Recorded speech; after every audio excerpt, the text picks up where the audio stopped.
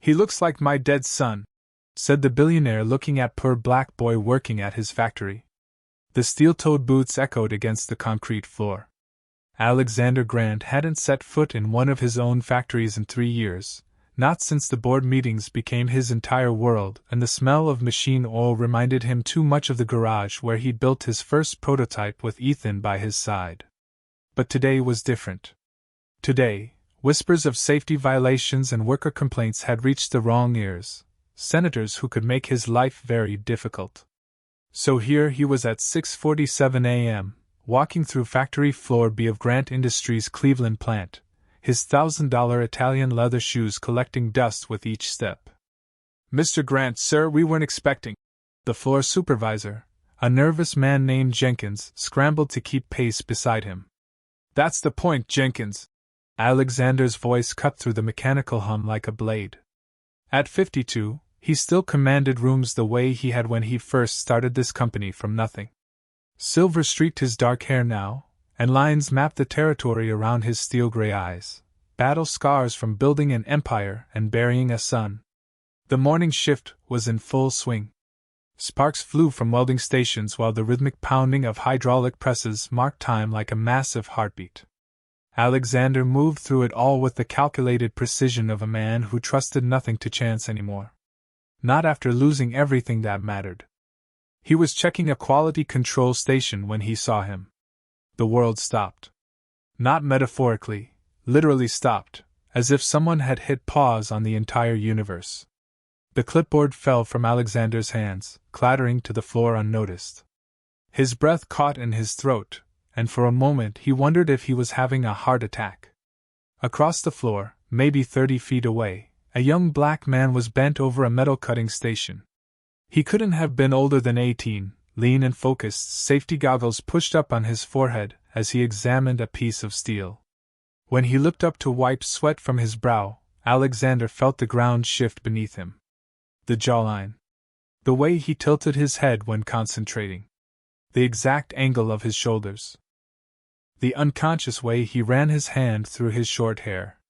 Ethan. But that was impossible. Ethan had been white, and Ethan was dead. Had been dead for 18 years. Alexander had held his tiny, still body in the hospital. Had watched them lower the small white casket into the ground while his world crumbled around him. "Sir? Mr. Grant?" Jenkins' voice seemed to come from very far away. "Are you all right?" Alexander couldn't answer. Couldn't look away. The young man had noticed the commotion now, the way the floor supervisor was hovering around the owner, the unusual presence of a man in an expensive suit among the machinery. Their eyes met across the factory floor. The same eyes. Not the color, these were brown, warm and intelligent, while Ethan's had been blue like his mother's. But the expression, the way they seemed to take in everything at once, cataloging and calculating. The way they held steady under pressure. The young man straightened, alert but not afraid. Curious. There was pride in his posture, dignity in the way he faced this unexpected scrutiny. No one had told him to stop working, but he set down his tools and waited, meeting Alexander's stare with quiet confidence. "Who is that?" Alexander's voice came out as a hoarse whisper. Jenkins followed his gaze. "Oh, that's Malik. Malik Johnson. Good kid, reliable. Been with us about 8 months now. Works doubles most weeks." Jenkins paused, studying his boss's pale face. "Why? Is there a problem?" "Problem?" Alexander almost laughed. A problem would be simple. This was something else entirely, something that made his chest tight and his hands shake with a possibility that couldn't, shouldn't exist. "How old is he?" 17, I think? Maybe 18 by now." "Why?" 18. Ethan would have been 18 this year.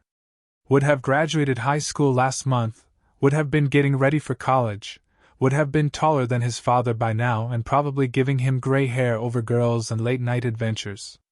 Alexander watched as Malik glanced at the clock, then back at his workstation. He moved with an economy of motion that spoke of someone who'd learned to work efficiently, who couldn't afford to waste time or energy. When he bent to pick up a piece of equipment, The gesture was so familiar that Alexander's breath caught again. He'd seen Ethan make that exact movement 1,000 times as a toddler, picking up toys with the same careful deliberation. The same slight frown of concentration. "I need his file," Alexander said suddenly. "Sir?" "His employment file. Personnel records. Everything you have on him." Alexander was already moving, heading toward the administrative offices, Jenkins hurrying to keep up. "Mr. Grant, is there an issue with his work? Because I have to tell you, he's one of our best. Now, Jenkins." 20 minutes later, Alexander sat in the plant manager's office, staring at a thin manila folder that contained Malik Johnson's life on paper. Date of birth, March 15, 2007. Address, 1847 Maple Street, East Cleveland. Mother, Rachel Johnson. Father listed as unknown. Emergency contact, same Rachel Johnson. March 15, 2007. Ethan's birthday. The day Alexander's world had ended. His hands trembled as he opened the folder wider. A photocopy of a birth certificate, social security card, high school transcript showing solid B's and C's. A brief application letter written in careful handwriting. "I am a hard worker and fast learner. I need this job to help support my family. I will not disappoint you."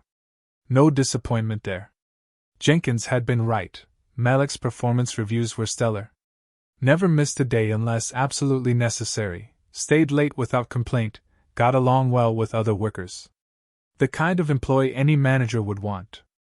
But what struck Alexander wasn't what was in the file, it was what wasn't.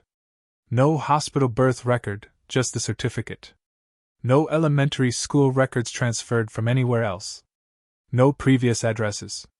For someone supposedly born and raised in Cleveland, Malik Johnson had remarkably few official footprints for the first 15 years of his life. Alexander pulled out his phone and dialed a number he knew by heart. Morrison Investigations. "Paul, it's Alexander Grant. I need you to run a background check? Full workup." "And Paul." Alexander glanced toward the factory floor, where he could still see Malik working through the office windows. "I need it fast, and I need it quiet." After ending the call, Alexander sat back in the borrowed chair and stared at the young man who'd just turned his world upside down. Coincidences happened. Resemblances happened. Grief could make a man see things that weren't there. But as he watched Malik work, the way he paused to help a newer employee, the way he kept his work area meticulously organized, the way he moved with quiet authority despite his age, Alexander felt a certainty settling in his chest like a stone. This wasn't grief playing tricks. This wasn't coincidence. This was his son. The ancient Honda Civic wheezed to a stop in front of the narrow two-story house on Maple Street, its engine giving one final shudder before falling silent. Malik Johnson sat for a moment, letting the exhaustion wash over him.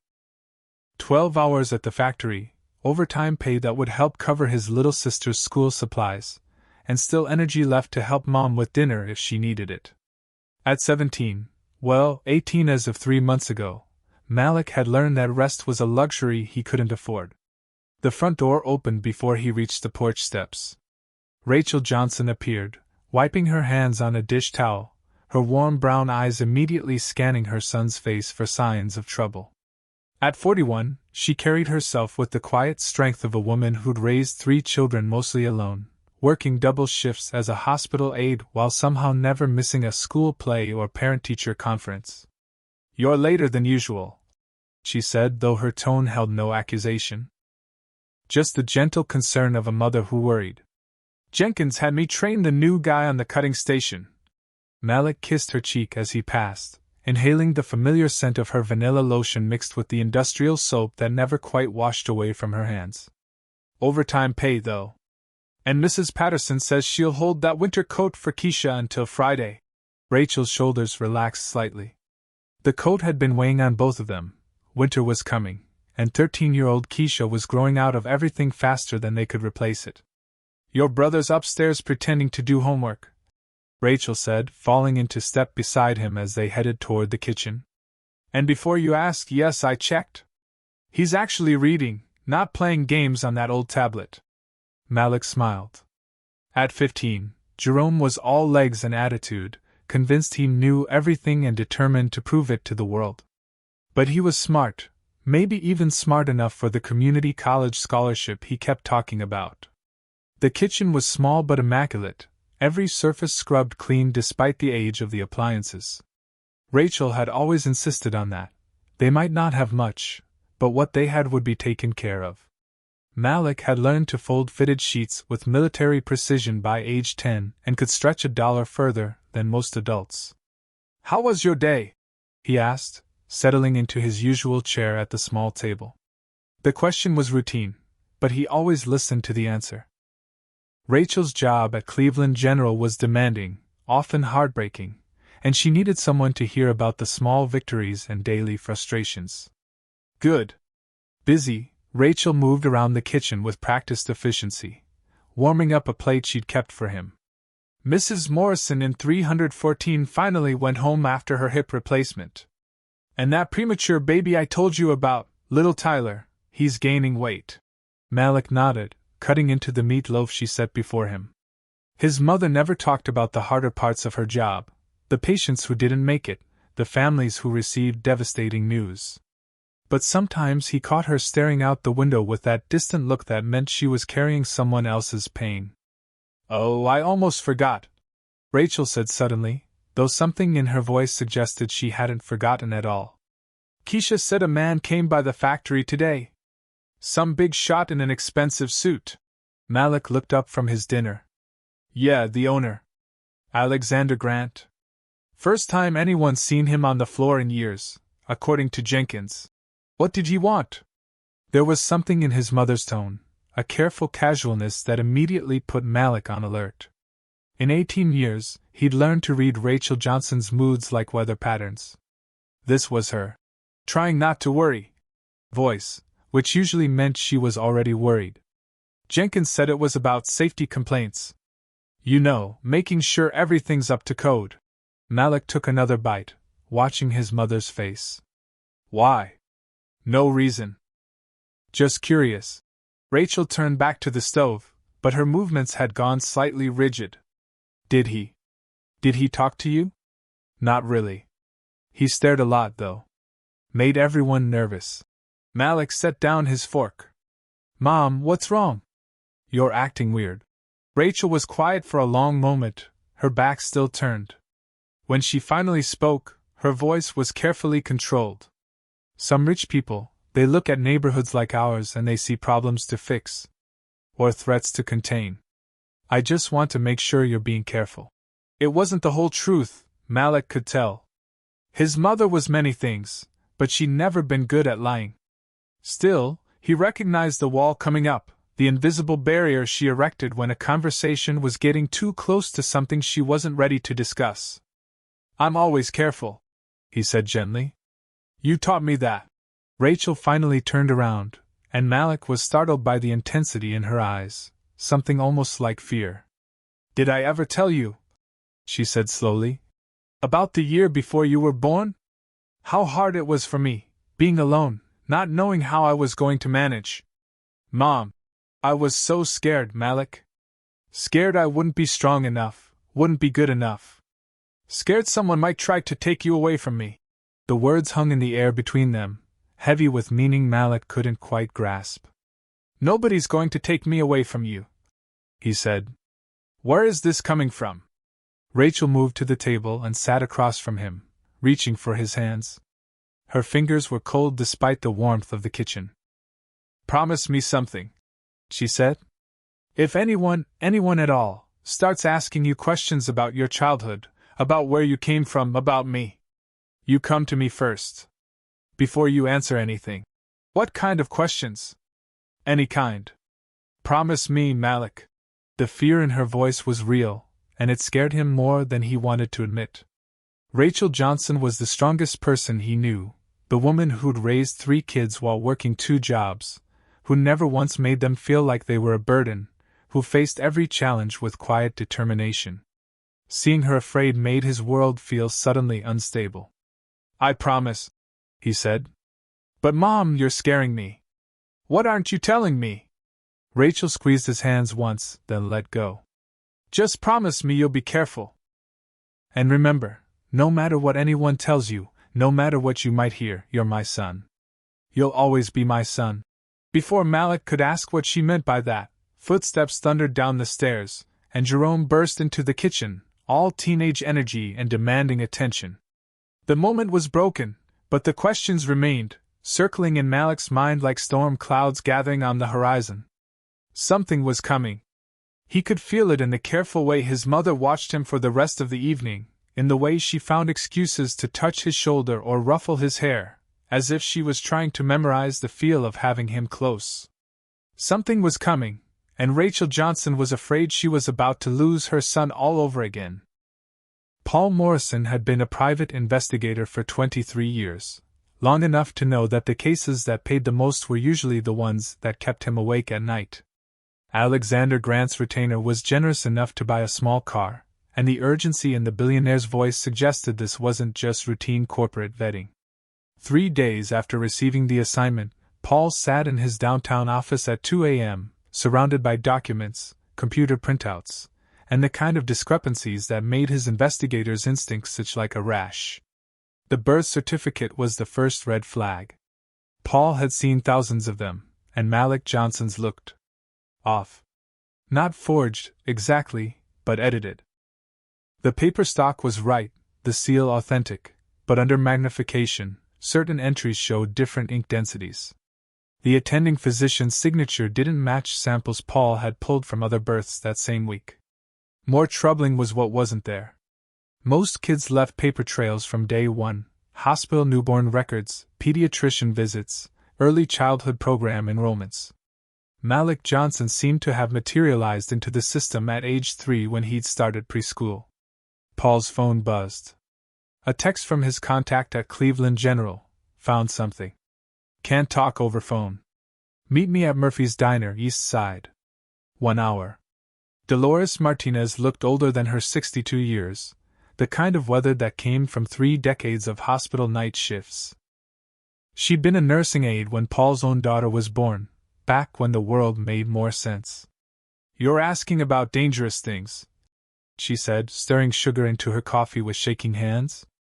Things people got hurt for knowing.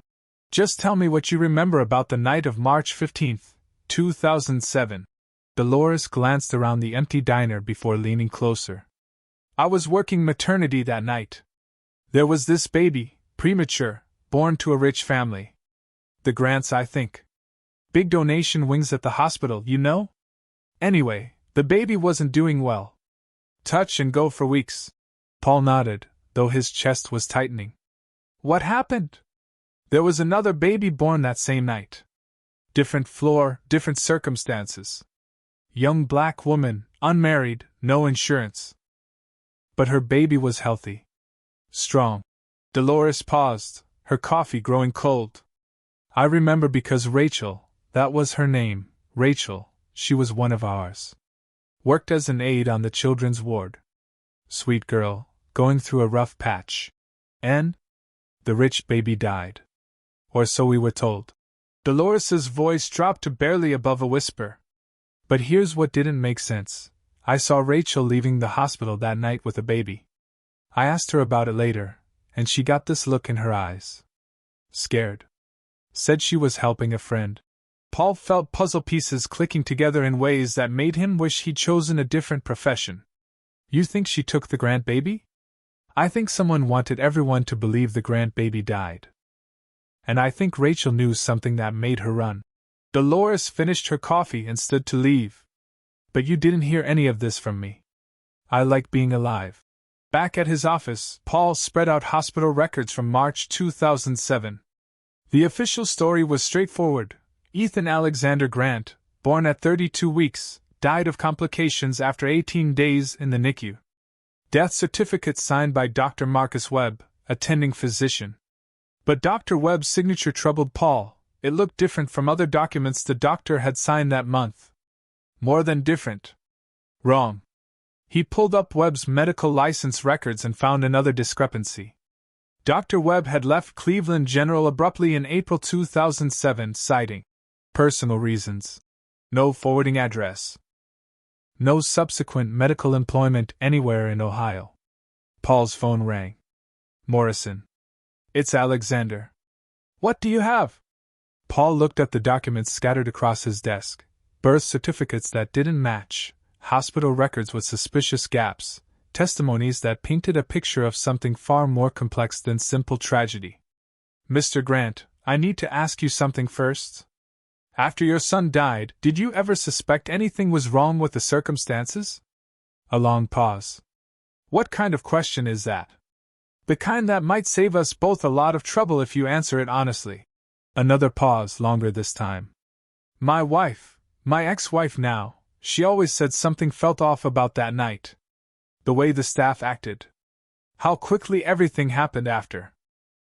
After we were told he was gone. She became obsessed with it for a while. Insisted we get second opinions, demand investigations. I thought it was grief making her paranoid. Mr. Grant, I need you to sit down. I'm already sitting. Paul took a deep breath. Your son's birth certificate shows signs of alteration. The attending physician left town immediately after the supposed death and disappeared from medical practice entirely. Hospital staff from that night remember suspicious activity involving a nursing aide named Rachel Johnson, who happens to be Malik's mother. The silence on the other end stretched so long Paul thought the call had dropped. Are you telling me? Alexander's voice was barely controlled. That my son might not be dead? I'm telling you that someone went to great lengths to make you believe he was dead. And that same someone might have very good reasons for keeping Malik Johnson's real identity hidden. Jesus Christ, Paul could hear Alexander breathing heavily. Who would do something like that? And why?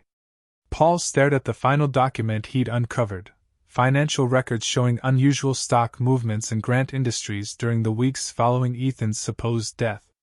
Large transfers, board meeting changes, power of attorney documents that had shifted significant control to Alexander's business partner. Mr. Grant, I need to ask you about Victor Caldwell. Your business partner.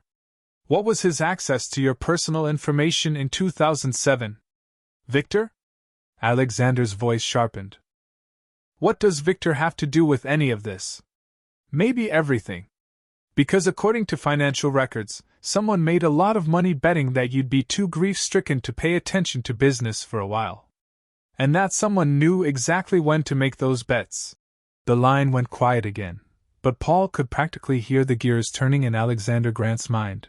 The same mind that had built a business empire from nothing, now focused on a different kind of problem entirely. When Alexander spoke again, his voice carried the cold edge of a man who just realized he'd been played. Find me everything you can on Victor Caldwell. Financial records, phone logs, hospital connections, everything. And Paul? Do it fast. If Malik really is my son, and if Victor's behind this, then that boy might be in more danger than we know. Rachel Johnson's hands shook as she folded Malik's laundry. The same way they'd been shaking for 3 days straight since her son mentioned the rich man staring at him. She'd barely slept, jumping at every car that passed too slowly, every unexpected knock at the door, every phone call that rang a beat too long before the caller spoke. She should have known this day would come. Should have prepared better, planned better, been stronger. But 18 years of loving Malik as her own son had made her forget, sometimes, that he wasn't really hers to keep. The knock at the door came at 7:23 p.m. on a Thursday. Soft, polite, but insistent. Rachel peered through the peephole and felt her world tilt sideways.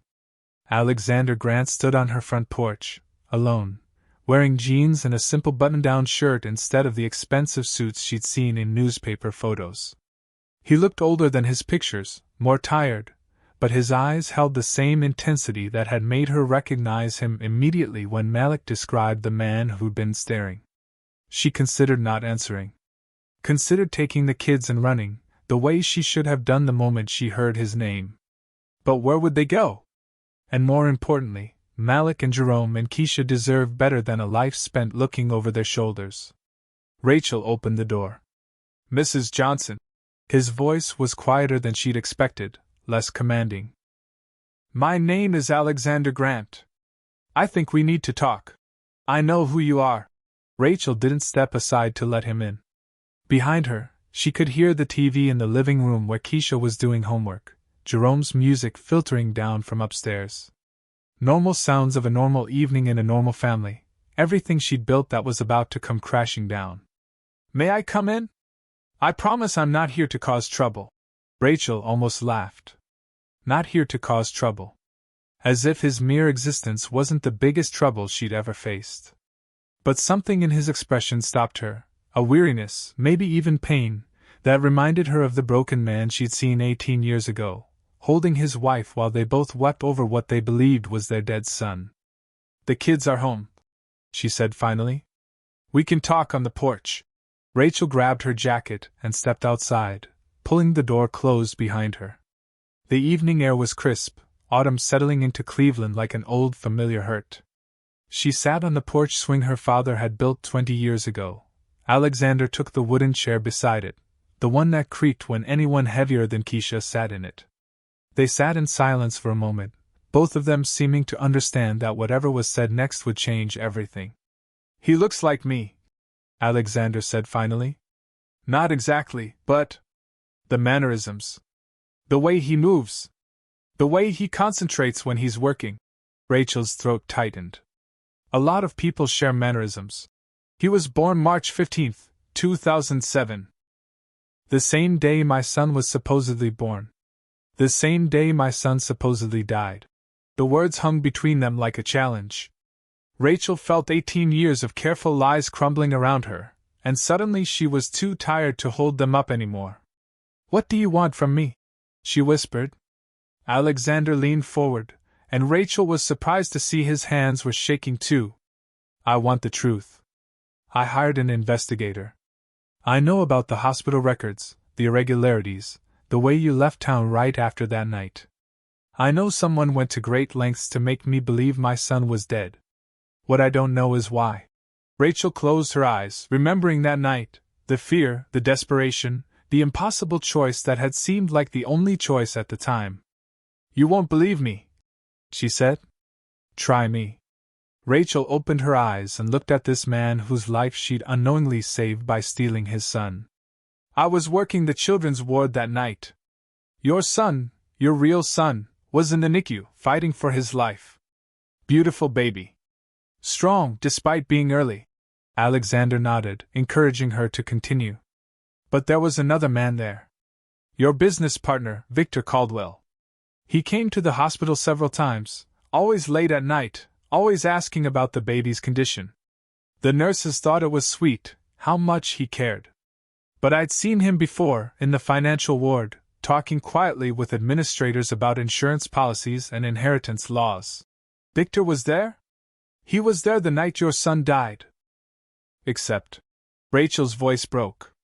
Except your son didn't die, Mr. Grant. Victor paid Dr. Webb to falsify records, to say the baby had passed when he was actually recovering. I saw them talking in the hallway. I heard enough to understand that Victor needed you to believe your son was dead. Alexander went very still. Why? Control. Power. Money. All the things that come when a man is too destroyed by grief to pay attention to his business. Rachel wiped tears from her cheeks. Victor was going to have that baby killed, Mr. Grant. A healthy newborn, murdered so his father would never know he existed. The chair creaked ominously as Alexander gripped its arms. And you took him. I couldn't let it happen. I'd lost 2 babies of my own before, miscarriages. I knew what that pain felt like. But I also knew what it felt like to want a child so desperately you'd do anything to protect one. Rachel looked toward the door, where her family was safe inside. So I took him. I grabbed some supplies, falsified the paperwork to make it look like he'd been taken to another facility, and I disappeared. For 18 years. For 18 years, I've raised your son. I've loved him, protected him, given him everything I could. He's a good boy, Mr. Grant. Kind, hard-working, loyal. He takes care of his family. Rachel met Alexander's eyes. He takes care of me, because he thinks I'm his mother. Alexander was quiet for a long time, processing everything she told him. When he finally spoke, His voice was rough with emotion. Victor wanted my son dead so he could control the company. Yes. And you saved him? Yes. By taking him from me. Rachel felt the weight of that accusation, deserved and painful. I didn't know what else to do. You were grieving, your wife was devastated. I thought maybe it was better if you believed he was gone rather than knowing he was out there somewhere, being hunted. Alexander stood up abruptly, pacing to the porch railing. 18 years, Rachel. 18 years I thought my son was dead. 18 years my marriage fell apart because we couldn't get past the grief. 18 years Victor has been stealing from me, manipulating me, using my pain against me. I know, Rachel whispered. I'm sorry. Alexander turned back to her, and she was startled to see tears in his eyes. Don't apologize for saving my son's life. Apologize for not trusting me enough to help you protect him. Before Rachel could respond, the front door opened. Malik stepped out, looking concerned and slightly suspicious. Mom? Everything okay out here? Rachel's heart broke as she looked at her son, at Alexander's son, standing in the doorway with that protective expression he got whenever he thought his family might be threatened. In a moment, his whole world was going to change, and there was nothing she could do to stop it. Malik, she said softly, there's something we need to tell you. Victor Caldwell's corner office on the 42nd floor of Grand Tower had always been a testament to calculated ambition. The mahogany desk, the first edition books, the subtle displays of wealth, everything carefully chosen to project an image of old money respectability.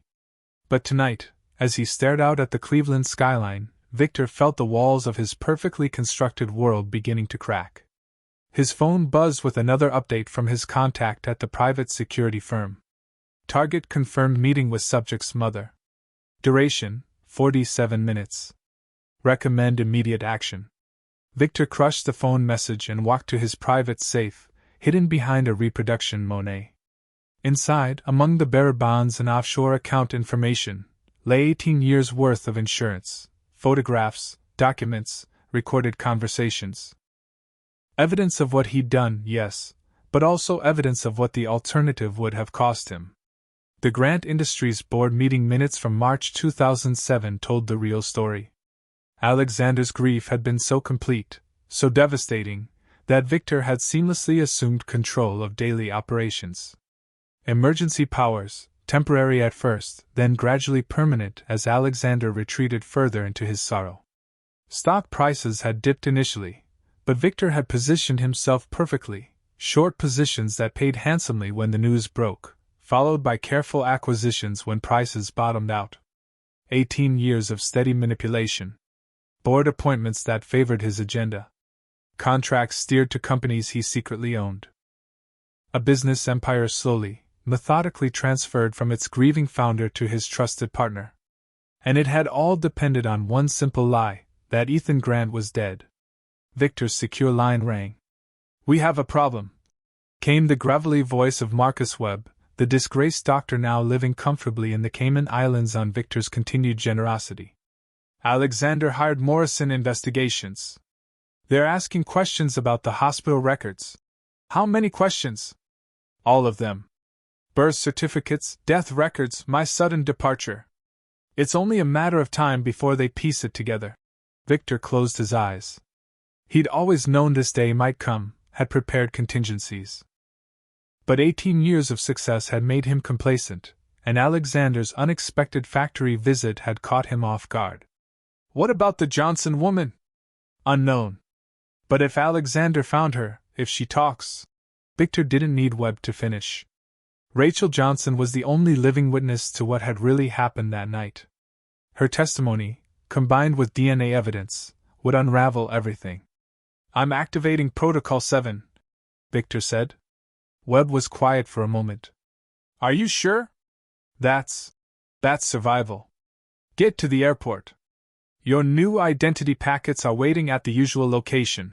After ending the call, Victor opened his laptop and began typing. If he couldn't undo what had been discovered, he could at least control the narrative. Malik stared at the DNA test results, the printed page trembling in his hands. 2 days had passed since the revelation on the porch, 2 days of impossible conversations and earth-shifting truths. The numbers on the page were clinical, definitive, 9,997% probability of paternity. "So it's real," he said quietly. He was sitting in Alexander's downtown office, having called in sick to work for the first time in 8 months. Rachel sat beside him, her hand resting supportively on his shoulder.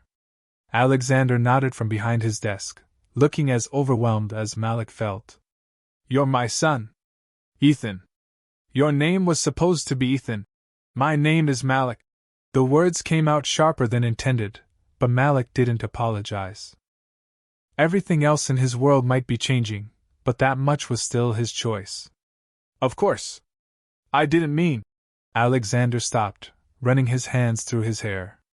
"I'm sorry. This is new territory for all of us." Paul Morrison cleared his throat from his chair near the window. "We need to discuss Victor Caldwell. If he orchestrated this 18 years ago, he's not going to just walk away now that we know the truth." As if summoned by the mention of his name, Alexander's phone buzzed. His assistant's voice came through the intercom. "Mr. Grant? There are police officers here. They say they need to speak with you about theft charges filed against one of your employees." The room went cold. Malik felt Rachel's hand tighten on his shoulder. "What employee?" Alexander asked, though they all already knew.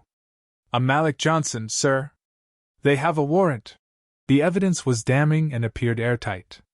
Security footage showing Malik accessing restricted areas of the factory after hours. Electronic records indicating his keycard had been used to enter the parts warehouse. Most damaging of all, expensive computer components found in the trunk of his car during what police called a routine traffic stop. "It's not possible," Malik said for the dozenth time, sitting in the holding cell at Cleveland PD. "I was never in that warehouse. I don't even know where it is." His court-appointed lawyer looked skeptical. The evidence was overwhelming, the security footage clear.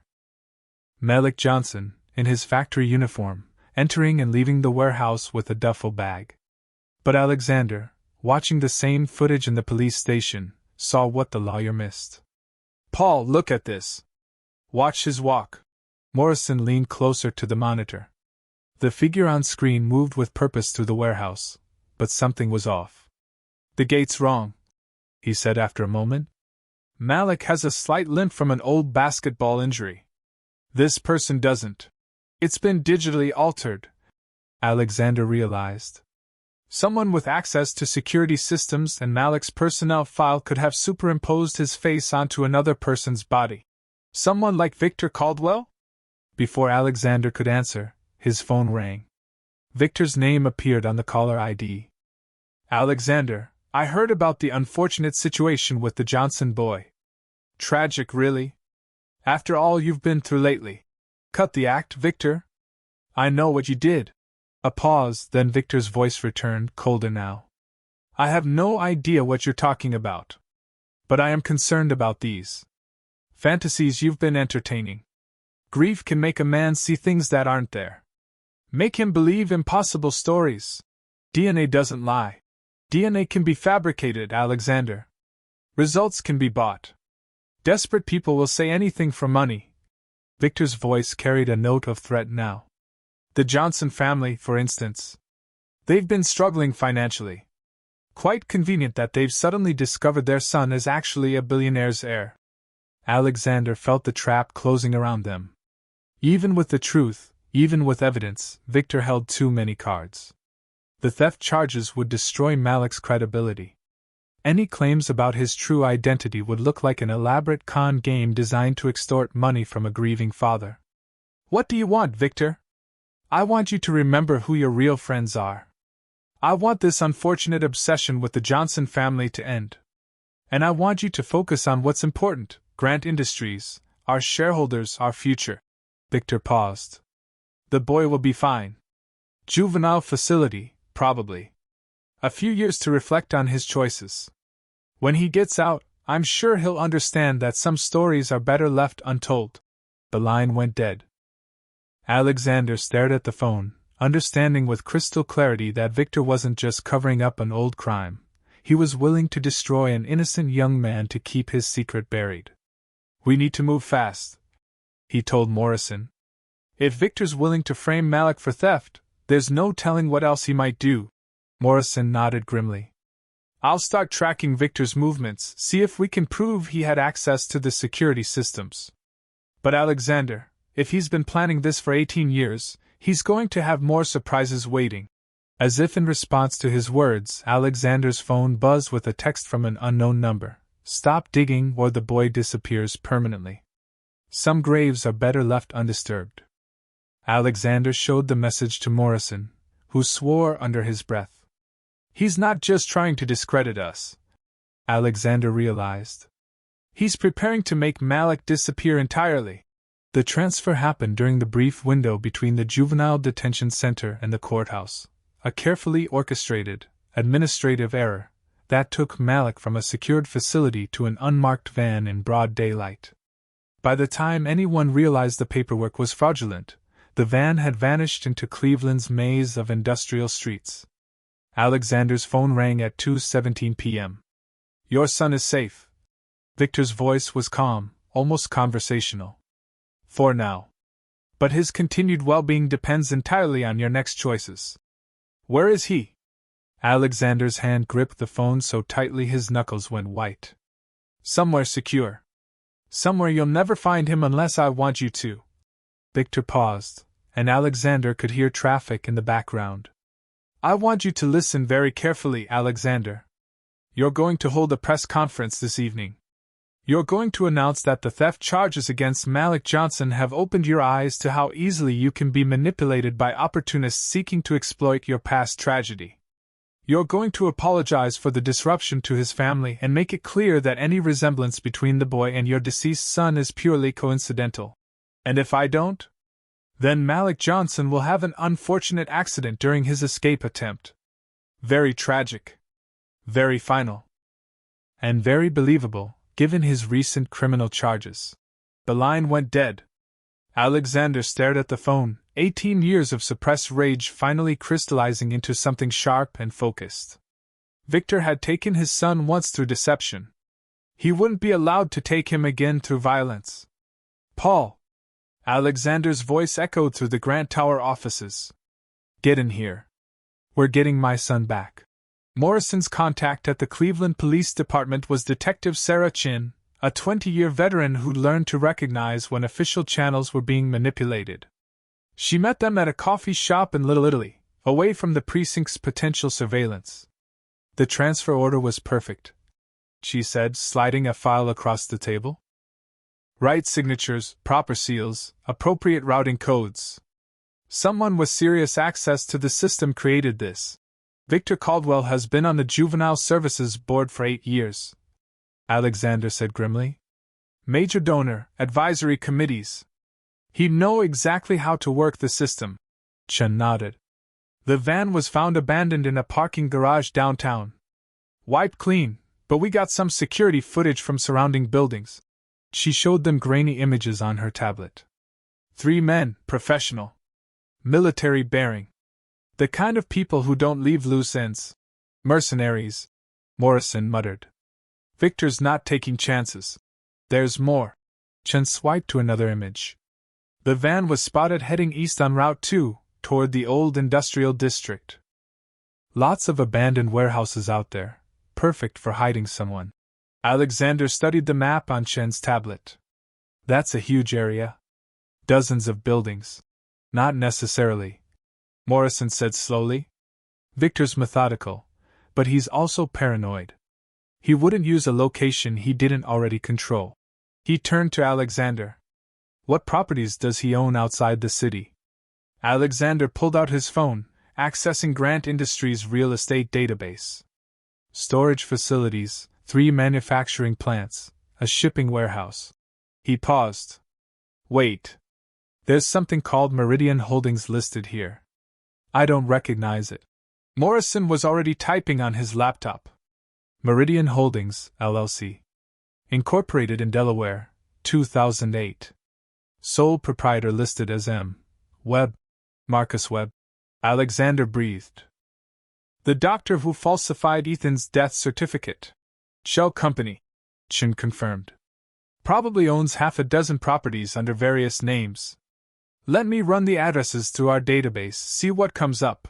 While Chen worked, Alexander's mind raced through 18 years of business dealings, searching for any clue about Victor's hidden assets. His partner had been careful, methodical, but also arrogant. There would be a pattern, a preference. Got something, Chen said suddenly. Meridian Holdings owns a meat processing plant about 20 miles east. Place was shut down 2 years ago for health violations, but the property's still active on the books. Alexander stood up. That's it. Victor mentioned once that he'd bought it as a potential development site. Said the isolation made it perfect for projects that needed privacy. We need backup, Chen said. If Malik's really there, if Victor's got professional security. No. Alexander's voice was steel. The moment we involve official channels, Victor kills him. This has to be surgical, precise. Just us. Morrison was already packing his equipment. I still have contacts from my military days. People who specialize in extractions. But it'll take time to. We don't have time. Alexander checked his watch. 3:45 p.m. Victor expects an answer by evening. If he doesn't get one, or if he suspects we're mobilizing against him, Malik dies. Chen looked between them, the cop and her warring with the woman who'd seen too many cases where following procedure got people killed.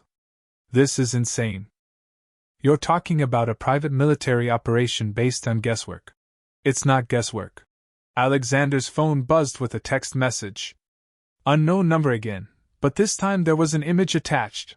Malik, zip-tied to a chair in what looked like an empty warehouse, very much alive but clearly terrified. The message below read 4 p.m. press conference, or he disappears. Choose wisely. Alexander showed the image to Morrison and Chen. In the background, barely visible, was part of a faded sign. Iridian Processing. Meridian. Morrison said quietly. He's there. Alexander was already heading for the door. Sarah, I need you to stay here and monitor police channels. If this goes wrong, if we don't check in by 7 p.m., then bring in the cavalry. And if you're walking into a trap? Alexander paused at the door.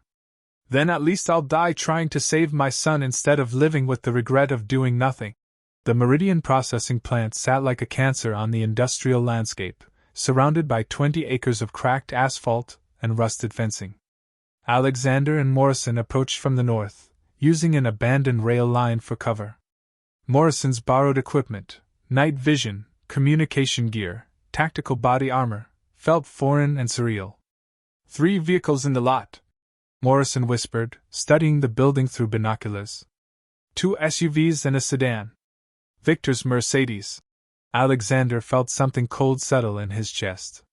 This was really happening. After 18 years of believing his son was dead, he was about to either rescue him or lose him forever. Guards? 2 visible, probably more inside. Professional spacing, good sight lines. Morrison lowered the binoculars. Alexander, these aren't just hired muscle. These are the kind of people who disappear problems permanently. Then we better make sure we're not a problem they can solve. As they moved closer to the building, Alexander's phone vibrated one final time. Victor's voice came through clearly when he answered. Time's up, Alexander. What's your choice? Alexander looked at the warehouse where his son was being held captive, then at Morrison, who was already checking his weapon. My choice, Alexander said clearly, is to come get him myself.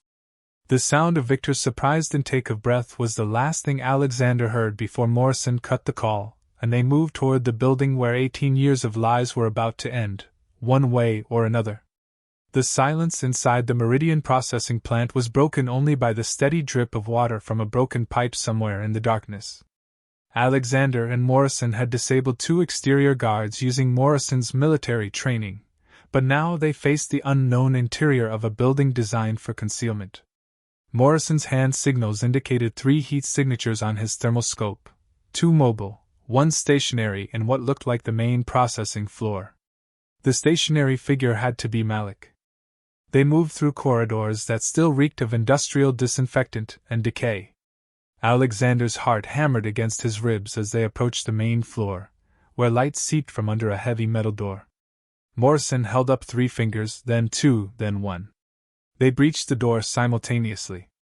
The scene that greeted them was simultaneously exactly what Alexander had expected and nothing he could have prepared for. Malik sat bound to a metal chair in the center of the vast empty space, looking defiant despite the zip ties and duct tape. But it wasn't the 2 armed guards flanking him that made Alexander's blood freeze. It was Victor Caldwell, standing calmly behind his son with a pistol pressed to the back of Malik's head. "Alexander," Victor said conversationally, as if they'd run into each other at a country club. "Right on time. Though I have to admit, I expected you to come alone." "Let him go, Victor. This is between us." Victor smiled, the same charming expression Alexander had seen across boardroom tables for 2 decades. "You still don't understand, do you? This was never between us. This was always about business. About building something that mattered." Morrison had his weapon trained on one of the guards, but the standoff was precarious. Any sudden movement would result in casualties. "You killed my son," Alexander said. "I saved your son." Victor's voice carried genuine conviction. "Do you have any idea what kind of life he would have had with you? Private schools, trust funds, every advantage money could buy, and for what? To become another spoiled rich kid who never learned the value of anything?" Victor gestured toward Malik with his free hand. "Look at him, Alexander. Really look. He's strong, hardworking, loyal to his family. He's everything you would have wanted in a son, and he became that way because I gave him the chance to be raised by someone who understood struggle. By lying to me for 18 years. By protecting him from your world." Victor's mask finally slipped, revealing the zealous conviction beneath. "I watched your marriage crumble under wealth and pressure. I saw what privilege did to your social circle, the divorces, the addictions, the children who overdosed or crashed their sports cars because they never learned consequences. I saved Ethan from that life." Malik's eyes were wide above the duct tape, darting between the men who were deciding his fate. Alexander met his son's gaze and saw not fear, but anger, the same righteous fury Alexander had felt building for 18 years. "And you just happened to profit from it," Morrison interjected, his weapon still trained on the nearest guard. "The money was incidental," Victor said. "A byproduct of ensuring Grant Industries stayed stable while Alexander grieved. Everything I did was for the greater good." "Bullshit." The voice came from the doorway behind them. Detective Sarah Chin stepped into the room, her service weapon drawn, followed by 4 uniformed officers. "Cleveland PD! Drop your weapons!" Victor's eyes widened in genuine surprise. "How?" "GPS trackers and Morrison's equipment," Chin said calmly. "Plus about 6 different traffic cameras that recorded your vehicles coming here. You're under arrest, Victor Caldwell, for kidnapping, conspiracy, fraud, and accessory to murder." "Murder?" Victor's voice cracked. "I never killed anyone. Dr. Marcus Webb died in a car accident in the Cayman Islands 3 hours ago," Chin continued. "Very convenient timing, right after we issued a warrant for his testimony. Funny thing about hired killers, they leave digital footprints when you pay them through offshore accounts." The standoff dissolved quickly after that. The guards, realizing they were outgunned and facing serious federal charges, surrendered without firing a shot. Victor, however, kept his weapon trained on Malik even as officers surrounded him. "You don't understand," he said desperately to Alexander. "Without me, Grant Industries will collapse. The shareholders, the employees, thousands of people depend on the stability I've created. They depend on the company I built," Alexander replied, moving slowly toward his son.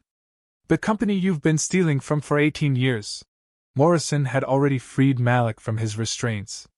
The young man pulled the tape from his mouth and spoke his first words in hours. "Are you really my father?" Alexander nodded, not trusting his voice. "And you?" Malik turned to Victor with cold fury. "You're the reason I grew up thinking I was someone else? The reason my mom spent 18 years looking over her shoulder in fear? I was protecting you, Victor insisted. You were protecting yourself. Malik stood up, rubbing circulation back into his wrists. And you destroyed 2 families in the process. The arrest was televised live. Victor Caldwell led away in handcuffs as reporters shouted questions about the Grant Industries conspiracy. But Alexander barely noticed the media circus. He was focused on the evidence Detective Chin had spread across a table in the processing plant. 18 years of financial records, forged documents, recorded conversations, and digital trails that told the complete story of Victor's deception.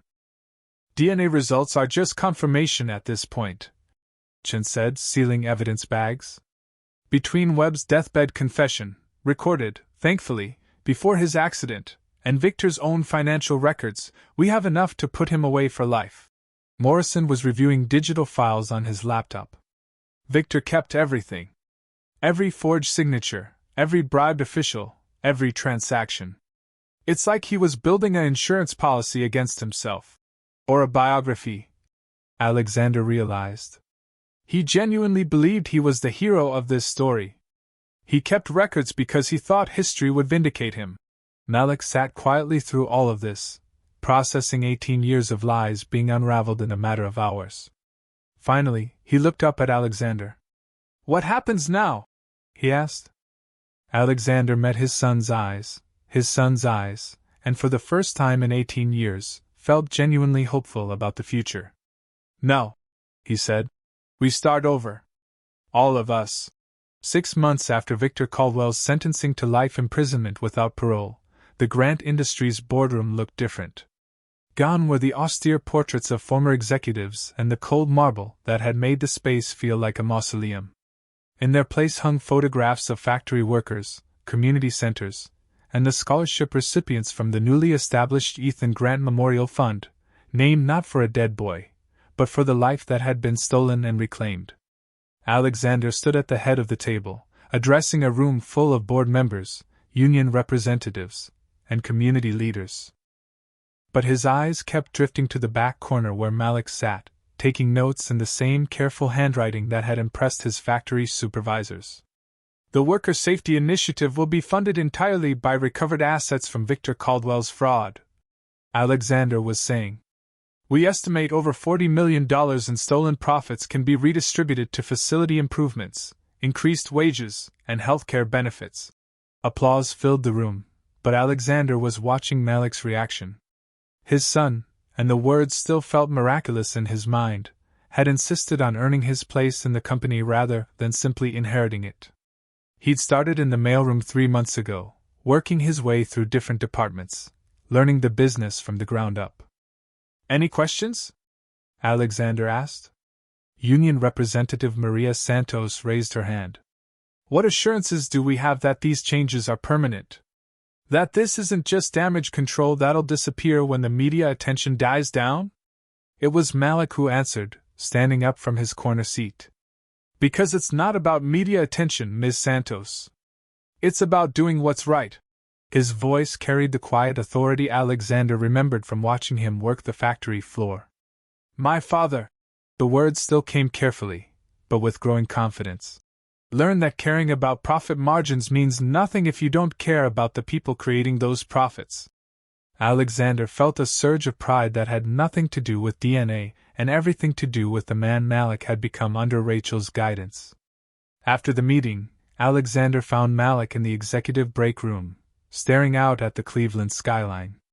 The awkwardness between them had faded gradually over the months, replaced by something that felt like the beginning of genuine friendship. How's Rachel adjusting to the new house? Alexander asked, joining him at the window. Malik smiled, the first truly relaxed smile Alexander had seen from him. She keeps saying it's too big, but yesterday I caught her planting flowers in the back garden. And Jerome's already picked out which room will be his when he starts at Case Western next fall. The house in Shaker Heights had been Alexander's idea, not a mansion, despite his wealth, but a comfortable 4-bedroom home in a neighborhood where Rachel could feel safe and the kids could have good schools. Rachel had initially refused, insisting she didn't want charity. It had taken weeks of gentle persuasion to convince her that providing for his son's family wasn't charity. It was responsibility, and privilege, and the least he could do after 18 years. And Keisha? Keisha's already planning to redecorate. She has very strong opinions about wallpaper. Malik chuckled. She also asked if you're coming to her school play next week. Alexander felt that familiar tightness in his chest, the overwhelming gratitude mixed with grief for lost time. I wouldn't miss it. They stood in comfortable silence for a moment, watching this city where both of their lives had been forever changed by one man's twisted sense of righteousness. I've been thinking about what you said, Malik said eventually. About taking the grant name legally. Alexander kept his expression neutral. This had been a point of gentle discussion for months. Alexander's desire to officially acknowledge Malik as his son, Malik's complex feelings about abandoning the identity Rachel had given him. And? I want to be Malik Grant Johnson. Hyphenated, Malik turned from the window. Rachel saved my life, raised me, made me who I am. I don't want to lose that. But I also want to honor what you've given me, the chance to help make things better for people like the family I grew up with.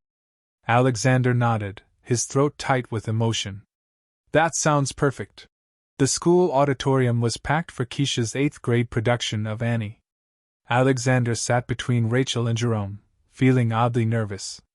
This was only the 3rd time he'd attended one of the kids' events, and he was still learning how to be part of a family that had existed perfectly well without him for 18 years. She's really good, Rachel whispered as Keisha belted out, tomorrow, with surprising power for a 13-year-old. She gets it from you, Alexander replied.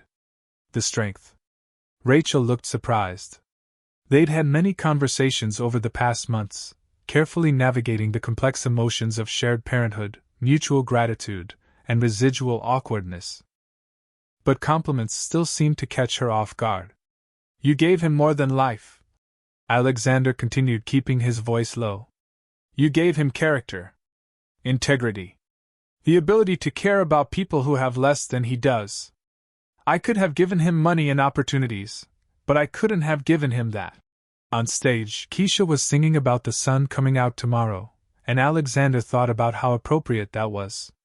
The sun had finally come out on all of them, not erasing the darkness of the past, but making it possible to see a future worth building. When the play ended and the applause died down, Malik appeared at the end of their row, having come straight from his evening classes at community college. He was taking business courses, preparing for the day when he might help run Grant Industries as something more than just the owner's son. Did I miss it? He asked anxiously. Just in time for the encore, Rachel said, gesturing toward the stage where Keisha was taking her bow. Keisha spotted them in the audience and waved enthusiastically. Alexander waved back, struck by how natural it felt, being part of this family, being trusted with their joys and included in their celebrations. As they filed out of the auditorium, Malik fell into step beside Alexander. I've been thinking about our conversation earlier, he said. About the name change. Oh? I want to do it officially. Malik Grant Johnson. Malik paused. But I also want to do something else. I want to establish a foundation, something that helps kids in situations like mine was. Kids who fall through the cracks of the system. Alexander stopped walking, causing the flow of people to move around them. That's a beautiful idea. I was thinking we could fund it through Grant Industries. Make it part of the company's mission going forward. Malik's eyes held the same intensity Alexander recognized from his own reflection. Victor was right about one thing. I did learn valuable lessons growing up the way I did. But he was wrong about why. It wasn't because poverty builds character. It was because I had people who loved me enough to sacrifice for me, who taught me that taking care of each other matters more than taking care of yourself. Alexander looked at this remarkable young man, his son, Rachel's son, a bridge between two worlds that had seemed impossibly far apart 6 months ago. Then that's what we'll do, he said. Together. As they rejoined the family heading toward the parking lot, Alexander caught Rachel's eye. She smiled at him, not the careful, polite smile of someone still navigating complex emotions, but the warm, genuine smile of someone who'd learned to trust again. Outside, the Cleveland evening was crisp and clear. Keisha chatted excitedly about the performance while Jerome complained good-naturedly about having to sit through a musical. Malik discussed foundation logistics with Alexander, their voices mixing in the comfortable cacophony of family. For 18 years, Alexander had mourned a son he thought was dead. Now he was learning something infinitely more complex and rewarding: how to love a son who was very much alive, who had his own opinions and dreams and relationships, who didn't need to be saved but was willing to be known. It wasn't the family he'd imagined all those years ago when he'd first held baby Ethan in the hospital. It was messier, more complicated, built on loss and lies and the long road back to truth. It was also, Alexander realized as they all piled into 2 cars for the drive home, absolutely perfect. The sun had indeed come out tomorrow, just like Keisha had sung. And for the first time in 18 years, Alexander Grant was looking forward to seeing where it would lead them all.